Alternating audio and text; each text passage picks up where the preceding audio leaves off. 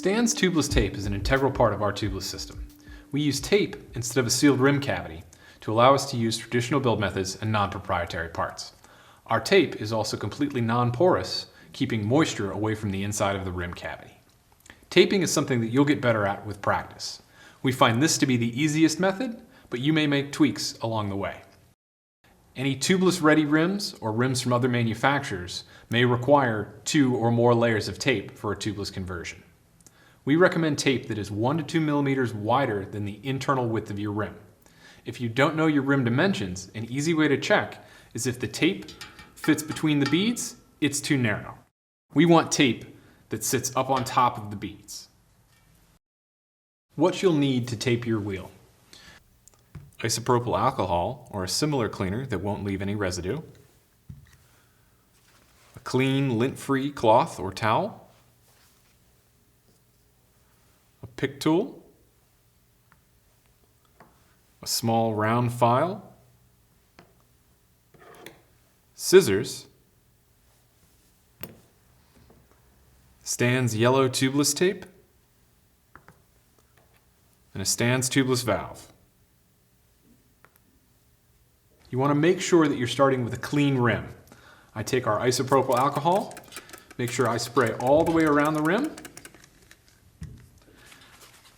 and then I take the clean rag and wipe all the way around until the rim is perfectly dry.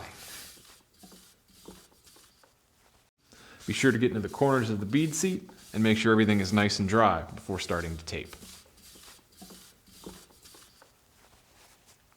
Now that your rim is clean, identify your valve hole. We actually don't want to start at the valve hole. We want to start opposite the valve at the weld area of the rim.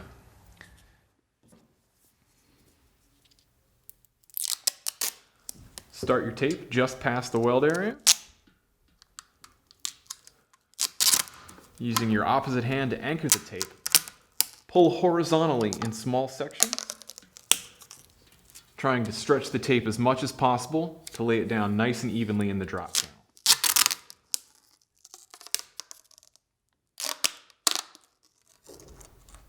Make sure the tape doesn't creep up the sidewalls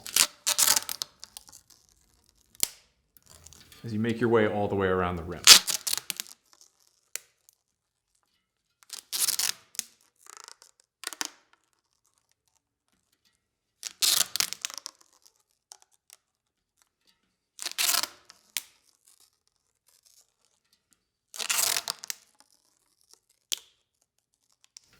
Once all the way around, overlap 3 to 4 inches using scissors, not a knife, to cut your tape. For a nice clean cut, smooth out your tape. Again, using your lint-free towel to run along the rim, making sure you've removed any bubbles and you've got good adhesion with the tape.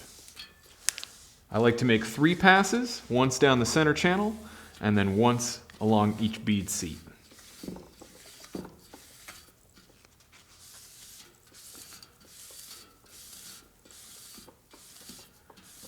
Now that your tape's installed, locate your valve hole again. It's right here. Take our pick tool and poke a hole directly through the valve hole.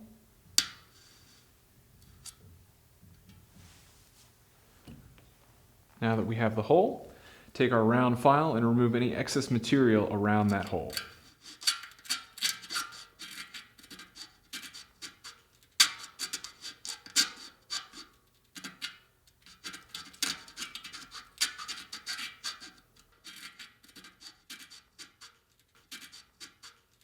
Now that you've removed the excess material from the valve hole, it's time to install your tubeless valve